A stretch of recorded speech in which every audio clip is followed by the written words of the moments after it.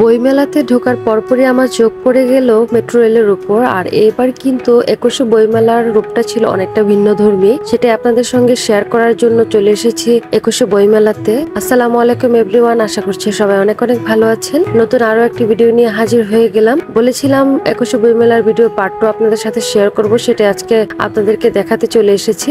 আমি অনেক স্টল ঘুরেছি, আর মোটামুটি সবগুলো স্টল ঘুরে শেষও করতে পারিনি। আর অনেক বড় যেহেতু হয় 21শে বইমেলা, সো বেবি নিয়ে সারাটা দিন ঘোরা খুব মুশকিল হয়ে যায়। তো দেখতে থাকুন, আমার সঙ্গেই থাকুন। ছোটবেলা থেকে আমি আমার মায়ের সঙ্গে বইমেলাতে অনেকবার গিয়েছি, বুদ্ধি হওয়ার পরে বা আমি যখন বড় হয়েছি তখনও গিয়েছি। কিন্তু এই দুইবারের বইমেলা আমার কাছে অনেক অন্যরকম লেগেছে।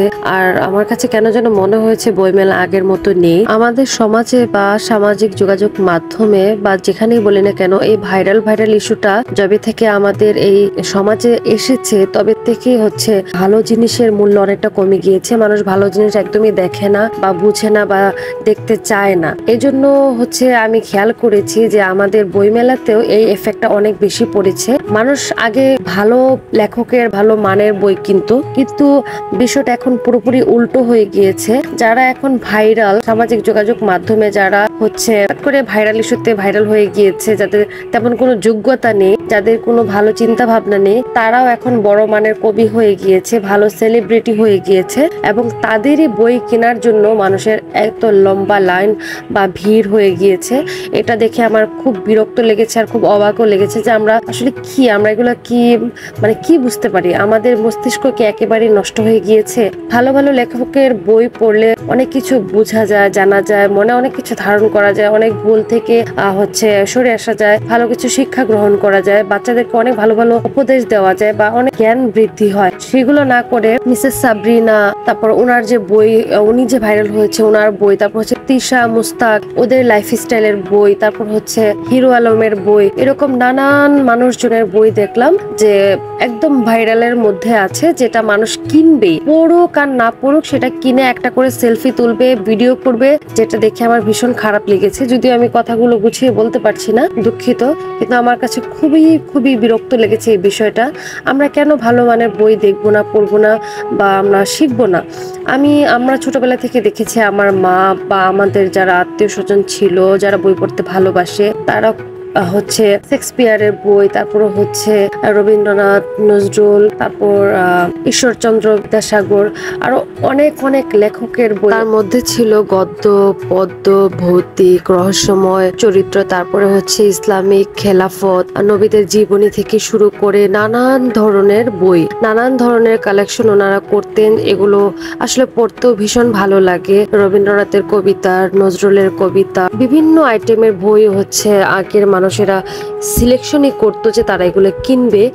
আর এগুলো কিন্তু আমারও অনেক পছন্দ। যাই হোক, বইমেলার সকল স্টলগুলো আপনাদেরকে ঘুরে দেখাবো। যারা একদমই যেতে পারেননি বইমেলাতে, তারা আমার সঙ্গে ঘুরে দেখে ফেলুন 21শে বইমেলাটি কেমন ছিল এবারের। আর আমার সাথেই থাকুন যাতে ভিডিওটি উপভোগ করতে পারেন।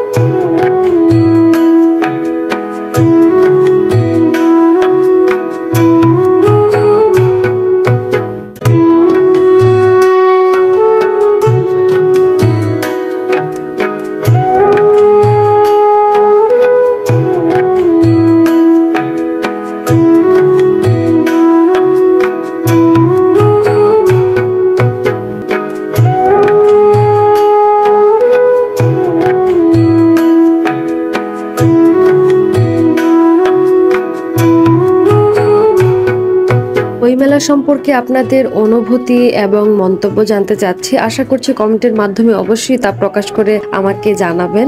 আর ভিডিওটি দেখার জন্য সবাইকে অসংখ্য ধন্যবাদ। আমার চ্যানেলের পাশে থাকার জন্য সবাই আমাকে যেভাবে সাপোর্ট করছেন, ইনশাল্লাহ এইভাবে সাপোর্ট করে যাবেন। বইমেলার আরেকটা জিনিস আমার ভীষণ ভালো লেগেছে, সেটা হচ্ছে দেখলাম যে ফার্মাটিক্যাল কিছু স্টল ছিল যেখানে ডায়াবেটিক্স পরীক্ষা করছিল আর কি কি যেন পরীক্ষা করছিল, প্রেসার। তো ওইখানে দেখছিলাম যে স্বাস্থ্য সেবা কনসালটেশনও ছিল।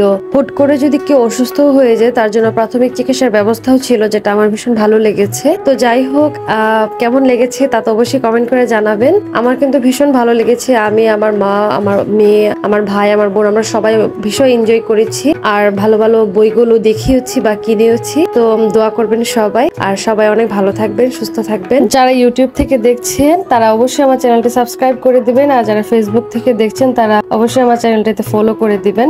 আল্লাহ হাফেজ।